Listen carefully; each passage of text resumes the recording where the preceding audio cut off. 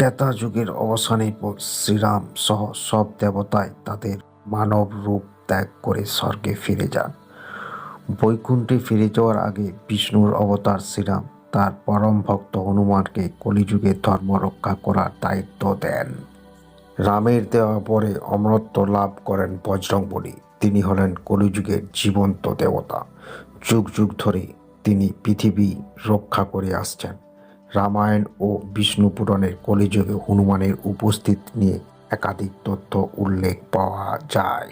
কলিযুগে স্বমহিমায় আসবেন বজরংবলী। অমরত্বের পর লাভ করেছিলেন হনুমান। কলিযুগে অবসান না হওয়া পর্যন্ত এই পৃথিবীর বুকে তিনি অবস্থান করবেন। তিনি ছদ্মবেশে বিভিন্ন স্থানে ঘুরে বেড়ান। মনে করা হয় যেখানে শ্রীরামের নাম গান করা হয় সেখানেই তিনি উপস্থিত থাকেন। গন্ধমাদন পর্বতে থাকে হনুমান। শ্রীমদ্ ভগবত পুরাণ অনুসারে কলিযুগে গন্ধমাদন পর্বতে অবস্থান করেছেন বজরংবলী। অত্যন্ত দুর্গম এই পর্বতে পৌঁছানো অত্যন্ত কঠিন। হনুমানজির দর্শন পেতে একান্ত আগ্রহী তার কোনো পরম ভক্তই গন্ধমাদন পর্বতে পৌঁছাতে পারেন। পৌরাণিক কাহিনী অনুসারে কৈলাস পর্বতের উত্তরে রয়েছে গন্ধমাদন পর্বত। ঘন জঙ্গলে ঢাকা এই পর্বত বর্তমানে তিব্বতে অবস্থিত। কলিঙ্গ অবতারকে সাহায্য করবেন হনুমান।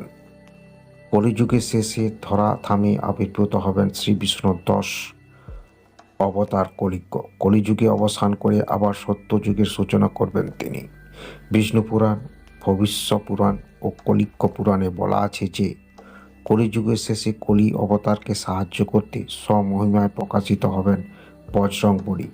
হনুমানজি ছাড়াও আরও যে 6 চিরঞ্জীবী উল্লেখ পাওয়া যায় তারা সবাই ধর্ম ও পুনঃপ্রতিষ্ঠান করতে কলিঙ্গ অবতারকে সাহায্য করবেন। ধর্ম রক্ষা করবেন হনুমান। কলিঙ্গর জন্মের সময় তাকে বধ করতে উদ্যোগী হবে অসাধু কিছু ব্যক্তি। সেই সময় কলিঙ্গর চারপাশে সুরক্ষা বলয় তৈরি করবেন বজরংবলী। পাশাপাশি সেই ঘোর দুঃসময়ে যারা ধর্মের পথে চলবেন তাদের রক্ষা করবেন তিনি।